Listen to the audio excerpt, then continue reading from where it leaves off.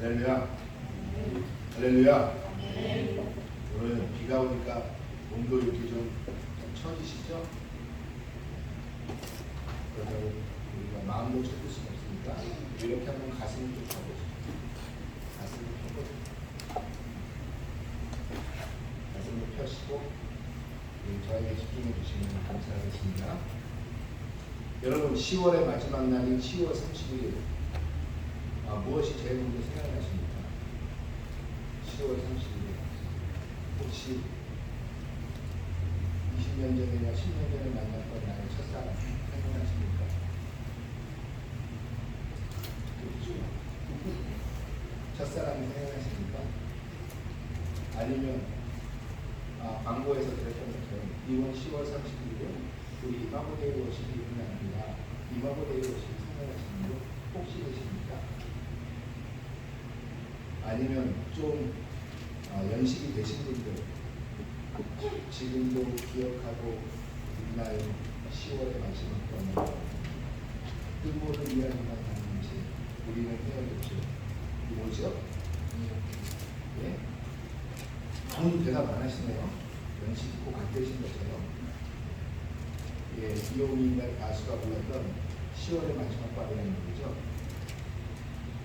그런데 원래 10월의 마지막 날은 중요한 사건이 있었습니다. 세계적으로, 역사적으로, 또한 기독교적으로, 그리고 중세와 근세를 나누는 그러한 모티브가 됐던 사건이 벌어졌는데 그것이 무엇이냐면 1517년 10월 31일 비텐베르그 대학에 한 대자보가 나왔습니다. 커다란 대자보 하면은 95개 조의 반박문이라고 쓰여져 있고 카톨릭에서 로함이 이야기했던 연옥이라든지 아니면은 그때 팔았던 명제교에 대한 것이 무엇이 잘못되었는지를 조목조목 거기에 써놓기 시작합니다. 그것을 써놓은 사람은 한 신부였는데 그 신부의 이름은 우리가 잘 아는 마틴 루터였습니다. 이 10월 32일에 마틴 루터는 그 비텐베르그 대학에 자신이 심호하고 있었던 비텐베르그 대학에 이 95개 조의 반박문을 내걸면서 소위 말하는 전 세계의 종교개혁을 시작되게 되었습니다. 이 마틴 루터의 종교개혁이 왜 중요한 것이냐? 바로 다시 말씀드리지만 이 마틴 루터의 종교개혁은 중세와 근세를 나누는 중요한 모티브가 됩니다. 다시 말하면 마틴 루터가 1517년에 비텐베르그 대학에 95개의 반박문을 붙이기 전까지는 우리는 중세시대라고 얘기합니다. 중세시대는 교회가 지배하는 사회고 유럽을 그렇다고 한국도 교회가 지배하는 사회는 아니었습니다. 이것은 철저히 유럽의 역사관에서 보는 것인데 유럽에서 보면 이전까지는 교회가 지배하는 시대였고 이제부터는 교회가 아닌 인간, 이성이 지배하는 시대로 넘어가는 것이 바로 이 종교개혁의 시발점입니다. 그래서 종교개혁이 시작된 이 1517년 10월 30일 이 이전을 우리는 중세사회라고 이야기하고 이 이후를 우리는 근세사회라고 이야기합니다. 당시에 마틴 루터가 이 95개조 반박문 속에 써놨던 유명한 이야기 중에 5가지의 솔라로 시작되는 것들이 있습니다. 이 5가지의 솔라 하면은 솔라 태양광이 아니고요. 이게 라틴어로 솔라는 오직이라는 뜻이에요. 오직, 온이라는 뜻. 이 5가지의 솔라인데 우리가 잘 아는 솔라 스크립처, 오직 성경입니다. 다시 말하면 교황의 아니면 당시의 신부들이 이야기하는 너희의 해석이 중요한 것이 아니라 중요한 것은 오직 성경에서 무엇을 말하고 있느냐 이것이 가장 중요한 것이다라는 거죠. 두 번째 솔라는 뭐냐? 솔라 피데 오직 믿음으로 당시의 구원을 받기 위해서는 면죄부라는 것을 받아야 했고 또한 그 면죄부를 통해서 천국에 갈 수 있고 죽은 사람까지도 면죄부를 통해서 지옥에서 천국으로 갈 수 있다라고 이야기했던 그 당시에 타락한 종교들의 그 교회들의 그런 이야기입니다. 아니다. 솔라 피데 오직 믿음만이 우리를 하나님 앞에 구원받는 자로 데려갈 수 있다고 이야기합니다. 세 번째가 무엇이냐? 솔라 그라티아입니다. 모든 것은 오직 하나님의 은혜로 말미암은 것이다라는 것입니다. 인간의 어떠한 것도 거기에 개입된 것이 없다. 인간의 노력으로 절대로 우리는 구원받을 수 없다는 것입니다. 다시 말하면 바울이 이야기한 그 믿음으로 그리고 하나님의 은혜만이 우리를 구원받게 한다는 것이죠. 네 번째로 무엇이냐면 솔라 크리스토스, 오직 예수만이 우리를 구원받게 한다는 것이죠. 그 어떤 것도 아니다. 오직 예수, 그 예수를 믿는 믿음, 그 예수의 은혜로 말미암아 우리는 구원받는 것이다라는 것입니다. 그리고 마지막으로 솔라 데오 그라시아, 솔라 데오 그라시아 무엇일까요? 오직 우리의 모든 영광은 하나님께만 올립니다. 당시 우리는 예배할 때 교회가 어땠냐면 교황이, 또한 우리가 잘 아는, 우리가 지금 이제 11월 1일 되면은 캐톨릭에서 뭐하죠? 성 세인트데이라고 해서 성인의 날로 치릅니다. 그들은 성인에게 기도했고 마리아에게 기도했고 교황에게 기도했고 이렇게 성인들에게 기도하는 풍습이 있었는데 그렇지 않다는 것입니다. 모든 영광과 우리의 예배를 받으실 분은 오직 한 분, 하나님이시다. 이 다섯 가지의 솔라가 당시의 95개조 방방문의 핵심이었습니다. 그리고 이 핵심을 통해서 교회들은 갑자기 개혁이 되기 시작했고 지금의 구교와 신교, 다시 말하면 캐톨릭과 복음주의 교회로 나뉘게 되었습니다. 지금도 캐톨릭 교회는 그 교황이 다스리는 교회지만 그렇지 않다는 것입니다. 바로 바울이 얘기한 만인 제사장을 주고 모두가 하나님께 바로 나아갈 수 있으며 우리 모두는 하나님께서 제사장으로 불렀다는 것입니다. 바로 이 정신을 다시 갖게 된 것이 종교개혁이라는 것입니다. 이 종교개혁이 비단 우리가 믿음을 다시 찾게 되고 다시 우리가 하나님 앞에 예수의 보혈로 말미암아 갈 수 있게 되는, 그리고 찾게 되는, 우리의 권리를 찾게 되는 그런 의미만으로 이 종교개혁은 끝나는 것은 아닙니다.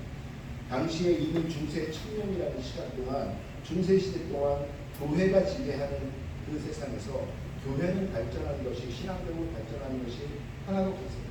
교회는 도리어 조직화가 되었고 교회는 도리어 정치화가 되었으며 교회는 세상의 그 어떠한 세력보다도 기득권을 가진 세력이 되었습니다. 여러분 아시다시피 교회는 기득권을 갖게 되면 타락하게 되었고 교회는 기득권을 갖게 되면 부패하기 시작했어요. 그 부패가 만연하여 당시 중세시대를 어둠의 시대, 태양을 못 보는 시대, 하나님과 떨어진 시대라고 부를 정도로 그 하나님과의 사이에서 인간을 분리시켰던 존재가 누구였냐면 교회였습니다. 그 교회가 다시 일어나며 다시 성장할 수 있도록 하였던 것, 그것이 바로 이 종교개혁이라는 것입니다. 여러분, 이 종교개혁 10월 31일 날 일어난 이 종교개혁만이 비단 우리에게 어떠한 교회가 성장할 수 있는 그 모멘텀을 제공한 것이 아니에요. 교회가 어려울 때마다, 교회가 위기를 맞을 때마다 우리는 그 교회는 하나의 모멘텀과 기점들을 만나게 됩니다. 우리가 잘 아는 바울은 예루살렘에서 우리가 잘 아는 것처럼 교회에 대한 핍박이 있었을 때 그 교회는 도리어 전 세계로 주변으로 흩어지게 되었고 이때 하나님은 바울이라는 걸출한 그의 종을 부르셨습니다. 그는 바로 이 팔레스타인에 머물고 있었던 이 그리스도교, 기독교를 그것을 세계화, 유럽으로 전달시키는 역할을 했습니다. 당시에 유대인으로부터 핍박받던 이 기독교를 그는 누구보다도 유대인보다도 먼저 유럽으로 가져왔고 바로 예루살렘과 그 주변 이 중근동 팔레스타인에 머물러 있던 이 기독교, 특별히 기독교는 예루살렘 이외에는 머물러 있지 않았습니다. 그런데 이것을 그 중근동을 그리고 지금의 소아시아 그리고 넘어서 유럽까지 전파하는 그 역할을 하게 됩니다. 또한 그것으로 끝나지 않습니다. 이 기독교의 복음이 로마로 넘어가서 이 로마에서 기독교가 많이 복음화되고 부흥하고 있을 때 그 기독교는 핍박받기 시작합니다. 우리가 잘 아는 것처럼 카타콤, 지하무덤에 들어가서 그들은 신앙생활을 영위하기 시작했고 잡히면 사자나비 되었었고 화형에 처해 죽었고 이러한 어려운 가운데 바로 어느 날 313년에 콘스탄티누스 대제는 이 기독교를 복음하기 시작합니다.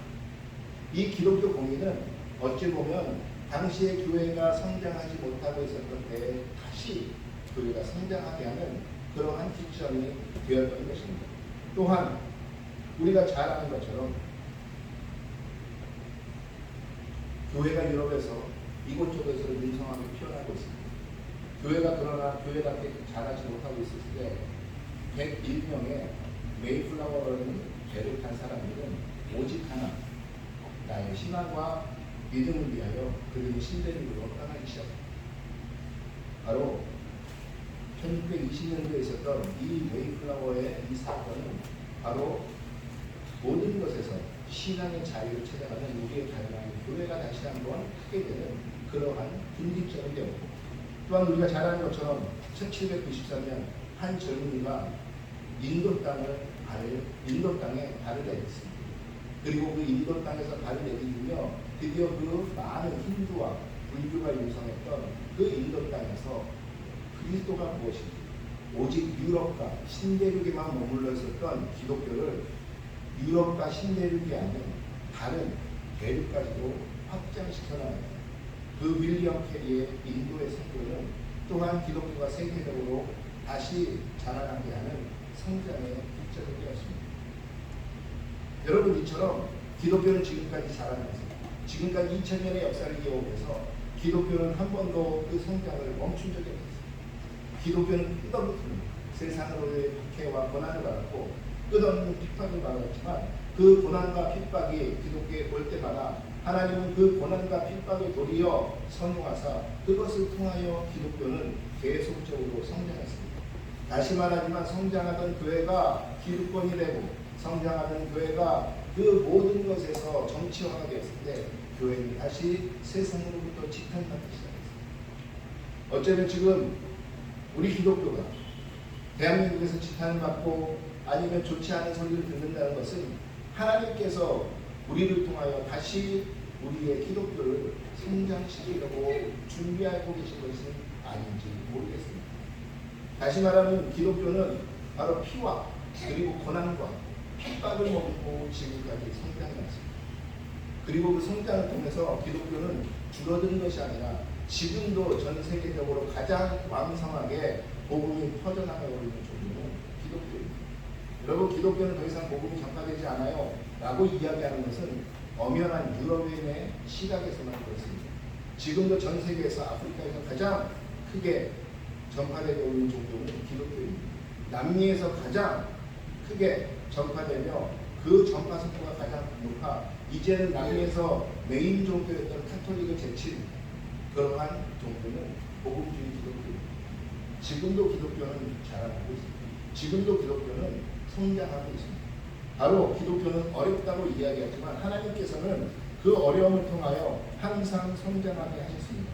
그 시기마다 하나님은 우리에게 이야기합니다. 기독교는 그리고 너희는 그리스도인들은 성장하는 사람이다 라고 이야기합니다. 여러분들은 지금도 성장하고 계십니까? 여러분은 지금도 성장하셔서 그래서 여러분들은 하나님 앞에서 쓰임받는 종으로 가고 계십니까? 여러분, 성장하기 위해서는 왜 우리가 성장해야 되는지 그리고 나의 위치가 무엇인지 다시 한번 돌아보아야 합니다. 여러분, 저는 이미 나이가 40이 넘었어요. 나이가 50이 넘었어요. 나이가 60이 넘었어요. 이것을 기독교는 그 연조를, 세상에서의 나이의 연조, 경험의 연조를 그리스도인 기독교 안에서는, 하나님 안에서는 그것으로 성장의 기준점을 잡지 않습니다. 네가 언제 예수를 만났는지, 네가 언제 예수와 동행하기 시작했는지, 이때부터가 그 성장의 시작입니다. 다시 말하면 네가 언제 거듭났느냐, 거듭남이라고 이야기합니다. 우리가 지난 시간에도 이야기했지만 거듭남, 네가 언제 거듭났느냐, 이것을 통하여 네 연주와 경험과 성장이 어느 정도인지를 이야기한다는 것입니다. 여러분, 나이가 60이 넘었지만 60이 넘어도 그때 처음으로 예수를 만나고 내가 예수 앞에 고백하고 내가 예수 앞에 나오기 시작했으면 그 사람은 영적으로는 어린아이와 같은 것입니다. 비록 그는 세상에서는 어른이고 그는 세상에서는 장로 취급을 받을 수 있지만 우리 기독교 안에서는 그분은 어린아이밖에 되지 않는다는 것입니다. 나이가 60이 되었던, 나이가 15살이 되었건 그 연조는, 세상에서의 연조는 중요하지 않아요. 언제 당신이 예수를 믿고 당신이 언제 거듭났느냐라는 것이 중요하다는 것이에요. 고린도후서 1장 5장 17절에 보니까 그런즉 누구든지 그리스도 안에 있으면 새로운 피조물이라, 이전 것은 지나갔으니 보라 새 것이 되었도다 라고 이야기합니다. 다시 말하면 우리는 내 나이가 중요한 것이 아니라 언제 예수로부터 새 피조물이 되었느냐가 중요하다는 것이죠. 오늘도 바울의 이야기를 보니까 3장 1절에 이렇게 시작합니다. 형제들아, 내가 신령한 자들을 대함과 같이 너희에게 말할 수가 없어서 육신에 속한 자, 그리스도 안에서 어린 아이들을 대함과 같이 하였노라 라고 이야기합니다. 고린도 교회에 지금 편지를 보내면서 뭐라고 이야기하냐면, 고린도 교인들아, 내가 너희에게 교회도 개척하고 너희에게 처음으로 복음을 전하는데도 내가 너희가 나이가 많든 나이가 적든 세상에서 너희가 지위가 어떤 지위 고하를 막론하고 나는 너희들에게 어린아이와 같이 대한다라고 이야기해요. 신령한 이야기를 내가 어찌 보면 아볼로와 같이 아니면 나의 영적인 친구들과 같이 하는 그러한 영적인 대화를 너희들하고는 하지 않았다라는 것입니다. 너희들하고는 어떻게 했냐면은 어린아이와 같이 내가 너희들 어린아이 대하듯이 그렇게 조심조심하게 대했고, 그 어린아이를 대해서 성장하고 내가 갖고 가듯이 내가 그렇게 됐다라고 이야기합니다. 왜? 그 당시에 고린도 교회 안에 청소년이었던 아니면 청년이었던 아니면 어른이었던 간에 모두가 예수 앞에 나오는 것은 동일하다는 것입니다. 얼마 되지 않았다는 것입니다. 그러기에 너희는 이미 육체적으로는 성장하여 이미 세상에서는 어느 정도 성숙의 단계를 가질지 모르겠지만 영적으로는 너희는 어린아이와 같다는 거죠. 그러기에 너희에게 필요한 것이 무엇이냐? 그리스도 안에서 성장해야 한다는 거죠. 육체적인 성장을 해왔듯이 너희도 동일하게 이제 영적으로 성장해 가야 한다는 거죠. 영적으로 성장하지 않으면 너희 속에서 시기와 분란밖에 없다는 것이 오늘 고린도전서에서 하는 이야기입니다. 오늘 보니까 3절에서 무엇이라고 이야기합니다. 3절이 아니라 3절에 보니까 너희는 아직도 육신에 속한 자로다. 너희 가운데 시기와 분쟁이 있으니 어찌 육신에 속한 사람을 따라 행함이 아니하리요. 너희 속에 지금 시기와 분쟁이 있거든요.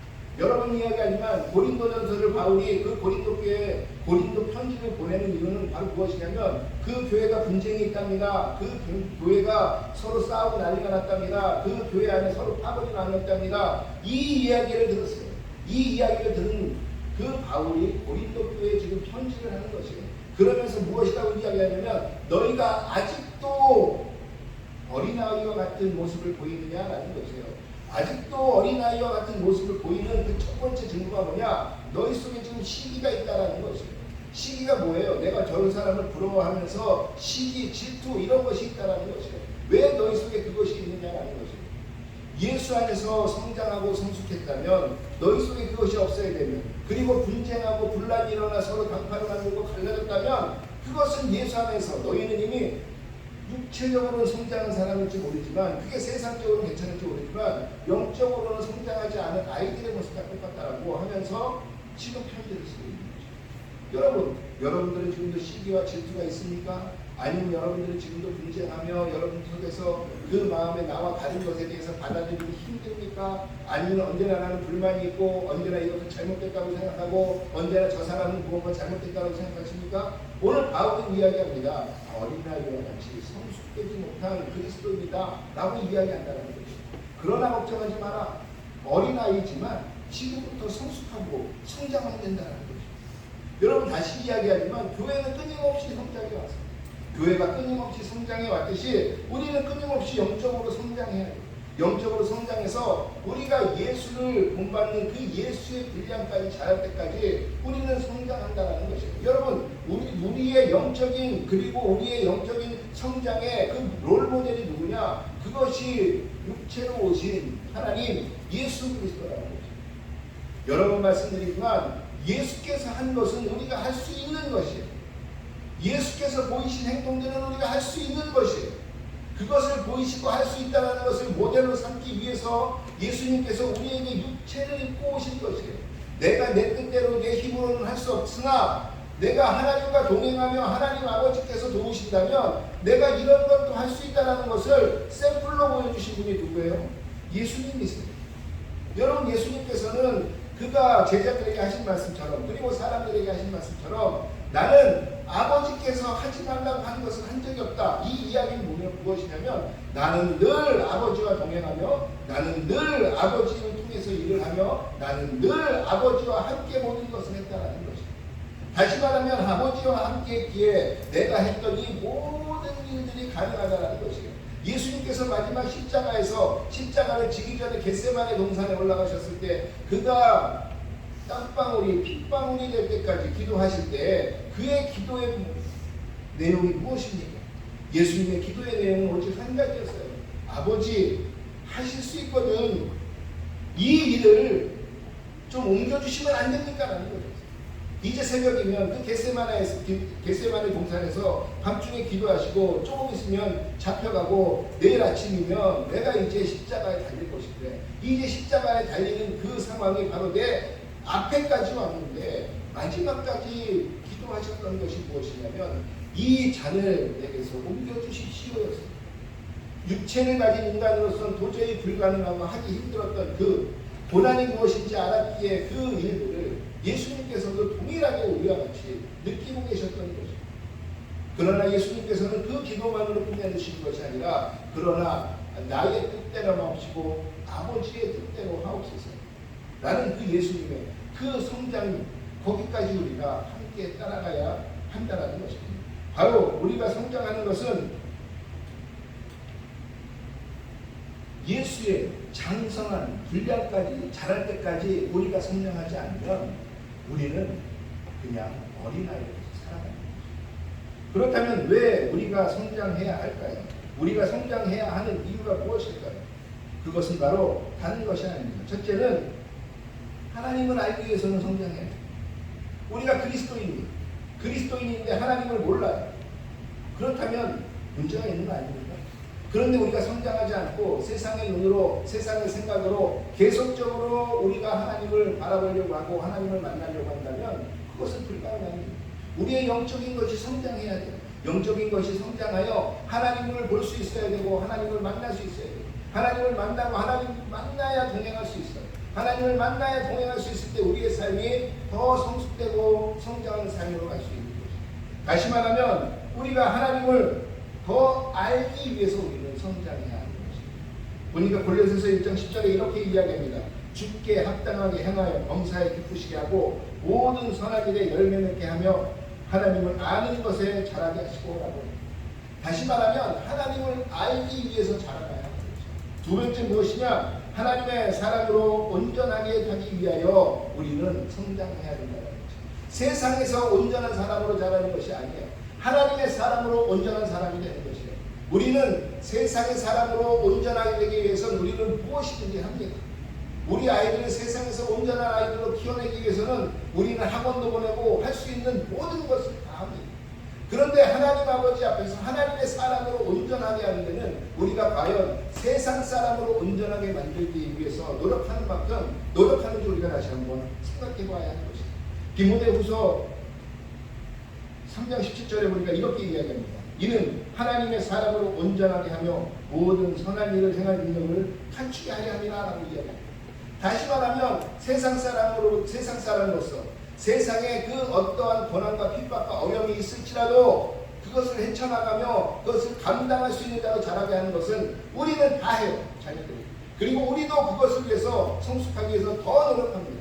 그러나 과연 우리가 하나님의 사람으로 우리가 영적인 것에서 하나님을 만나며 하나님의 사람으로 성숙된 사람이 되기 위해서 우리가 얼마나 노력하고 있는가? 바로 이 하나님의 사람으로 영적으로 성숙하게 하기 위해서, 다시 말하면 하나님의 사람으로 온전하게 되기 위해서 우리는 성장해야 하는 것입니다. 세 번째, 우리가 성장해야 하는 이유는 그래야만 세상에서 핍박하고 고난이 찾아오고 우리를 넘어뜨리려 해도 우리가 요동치 않는다라는 것입니다. 에베소서 4장 14절에 보니까 이렇게 이야기합니다. 이는 우리가 이제부터 어린아이가 되지 않으며 사람의 속임수와 간사한 유혹에 빠져 온갖 교훈의 풍조에 밀려 요동하지 않게 하려 합니다. 다시 말하면 우리에게 고난이 옵니다. 핍박이 옵니다. 세상에 파도가 와요. 이럴 때 내가 예수를 믿어서 일어나? 내가 신앙 때문에 일어나? 이러한 생각을 할 수 있어요. 여러분, 예수를 믿을 때 제일 먼저 가족에게 핍박받을 때 이러한 핍박을 예전에 많이 받았어요. 왜 예수를 믿어요? 우리 어머니들 예전에, 지금은 안 그렇지만 그 아버지들한테 예수를 믿는다는 이유 하나만으로도 많이 두들겨 맞았습니다. 여러분, 이것뿐만 아니라 우리의 영적 선배들이 다 이렇게 살았어요. 사자의 밥이 되었고 화형에 처해졌고 사지가 찢겨 죽었고 오직 그 이유는 하나였어요. 예수를 믿는다는 이유 하나 때문에. 이것이 먼 유럽의 이야기만 그럴까요? 아니요. 우리가 잘 아는 것처럼 기독교가 대한민국에 처음 들어왔을 때도 조선에 들어왔을 때도 많은 이들이 예수를 믿는다는 이유 하나 때문에 그들이 찢겨 죽었고 그 삼종이 멸하였고 그러한 상황에서 어떻게 그들은 지금까지의 신앙을 유지하고 있었을까? 그들이 만약 성숙하지 않은 사람들이었다면 그들은 그 핍박과 고난 속에서 요동치지 않았을까? 그러기에 우리는 성장해야 합니다. 왜? 예수님께서는 요한복음에서 말씀하십니다. 세상이 이제는 너희를 가만두지 않을 거야. 세상은 이제 너희가 나에게 속한 것을 알았으니 세상은 이제 너희를 미워할 거야. 그러니 어떻게든 너희를 박해하고 넘어지기를 할 거야. 그 이유는 오직 한 가지. 너희가 세상에 속하지 않았고 이제 나에게 속했기 때문이야. 예수님은 분명하게 말씀하십니다. 예수에게 속한 사람은 세상이 핍박한다고 얘기해요. 예수에게 속한 사람은 세상이 고난하게 한다. 고난케 한다는 것이에요. 예수를 믿는다라는 그 이유 하나가 예수께 속한다라는 그 이유 하나가 세상과는 원수되게 되는 것이에요. 당연히 원수는 제거하고 물리쳐야죠. 세상은 그래서 우리를 물리치려고 한다는 거죠. 다시 그들의 사람으로 데려가려고 한다는 거죠. 그럴 때 내가 예수의 사람으로 내가 예수에 속하며 하나님의 사람으로 살아갈 수 있는 그 힘을 얻게 하는 것이 성장밖에 없다는 거죠. 여러분 어린이들은 내게 고난이 오면 잘못했다고 얘기하고 싹싹 빌면서 바로 그 행동을 접을 수 있어요. 그러나 성숙한 자들이 그들은 무엇을 할 수 있냐면 내 목에 칼이 들어와도 대한의 독립을 위해서 그들은 일할 수 있는 것이에요. 바로 성숙한 자만이 예수의 나라를 위해서 하나님의 나라를 위해서 그들의 목숨을 내놓고 세상에 이동치 않으며 나아갈 수 있는 것이에요. 성장하지 않으면 불가능해요.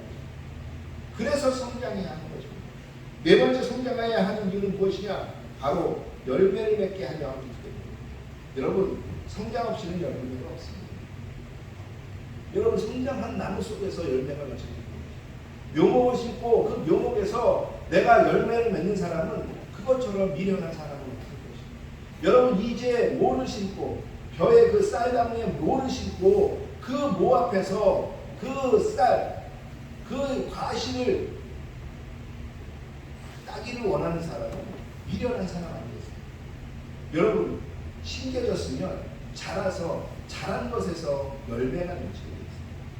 여러분 우리가 세상 가운데 열매를 나눠주고 우리가 세상 가운데 하나님 앞에 열매를 품기 위해서는 우리는 성장해야 하는 것입니다. 우리가 잘 아는 요한복음 15장이 무엇입니까? 너희가 내 안에 내가 너희 안에 있으면 너희가 과실을 많이 맺고 내 하늘아버지께서 기뻐하시리라 말씀하시지 않습니까? 바로 예수와 함께 붙어있으며 그 예수와 함께 붙어있으면 우리는 성장할 수 있다라고 이야기해요. 그 성장했을 때 과실을 맺으며 과실을 맺고 그 과실을 맺는 것을 통해서 아버지께서 기뻐하시고 이것이 우리의 삶이 있는 것입니다. 그래서 성장해야 하는 것입니다. 여러분 지금도 성장하고 계십니까? 초반에도 말씀드렸지만 우리는 우리 아이들을 성장하기 위해서 성장케 하기 위해서는 무엇이 필요합니까? 여담인데요.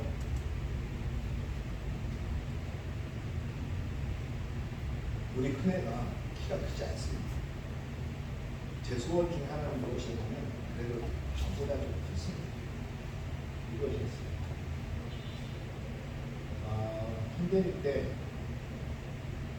2020년이죠.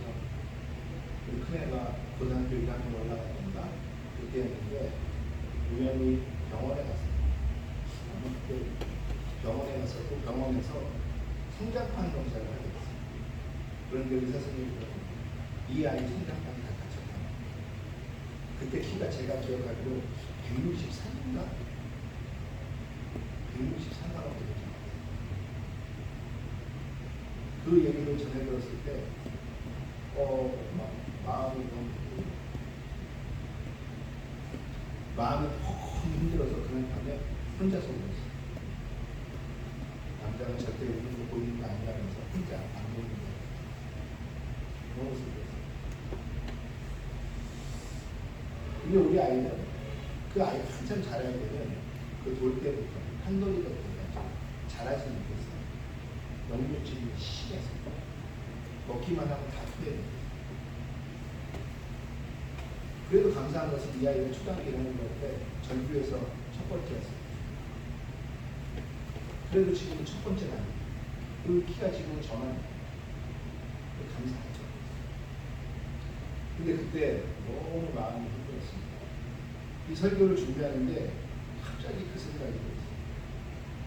그 아이에게 그렇게 키가 안 자란다는 그 성장판이 낮았다는 이야기를 듣고서 그렇게 슬퍼했으면서 너는 네 아이를 그리스도 안에서 어느 정도 성장했는지 체크해보려고 했습니다.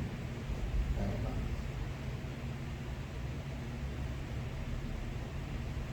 아이들 키가 작으면 대한민국에서는 성장 주사를 그거 되게 비싸다고. 저 그때 그거 고민해봤어요. 그런데 성장판 낮은 아이들은 필요 없다고. 성장 주사를 가진 할 수 있는 모든 것을 다. 그 키가 적은 겁니다. 여러분 키 크다고 뭐 다 성공한 거 아니잖아요. 근데 키마저도 그럽니다. 정말 우리 큰애한테나 둘째한테나 막내에게 정말 성장한 내 목사로서 그리스도인으로서 하나님 앞에서 이 설교를 준비하면서 정말 중요하게 성장시켜야 하는 것을 간과한 것은 아닙니다.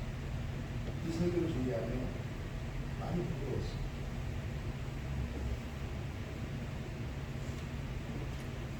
세상적으로 성장하기 위해서는 성인이 된 저도 무엇인지 더 하려고 합니다. 지금. 그런데 내 속에 있는 속사람, 그 사람을 위해서 성장시키기 위해서 나는 지금 무엇을 하고 있나? 나는 어젯밤에 설교를 드리고 그런 생각을 하고 있어요. 혹시 내가 이미 목사가 된 지가 오래됐고 내가 예수를 믿은 지도 오래됐으니 자연적으로 커있지 않는가 하는 착각 속에 빠져있죠. 여러분 성장하고 계십니까? 저는 믿습니다. 우리 디사이플 성도들은 다 성장할 것이 성장하고 계시다고 믿습니다.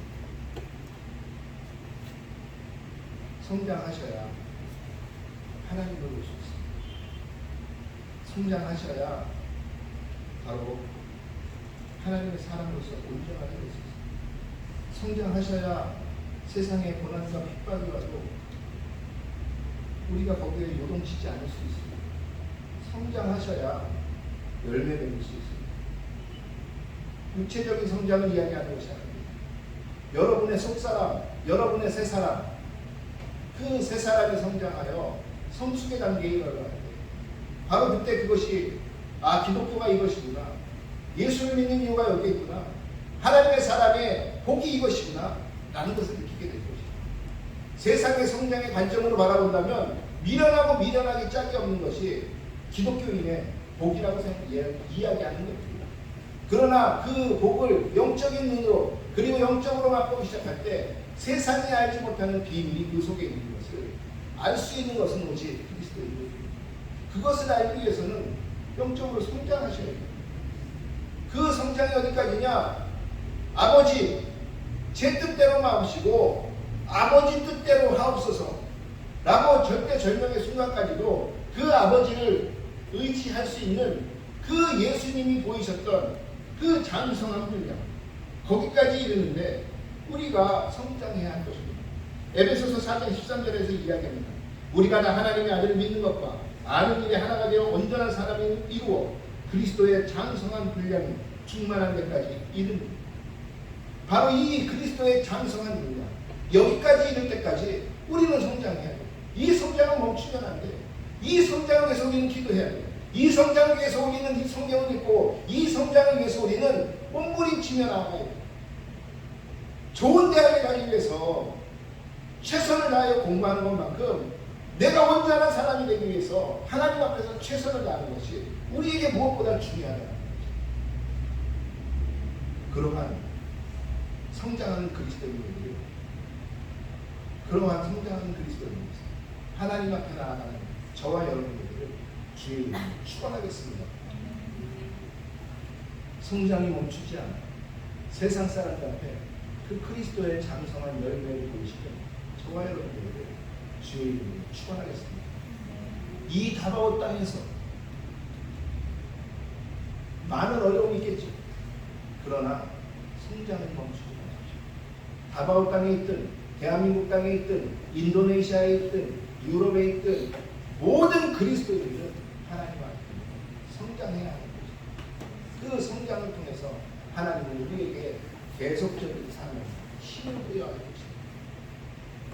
그래서 세상 가운데 그리스도인의 삶이 무엇인지 보이며 살아가는 저와 여러분들이 주의 이름으로 축원하겠습니다. 축원하겠습니다.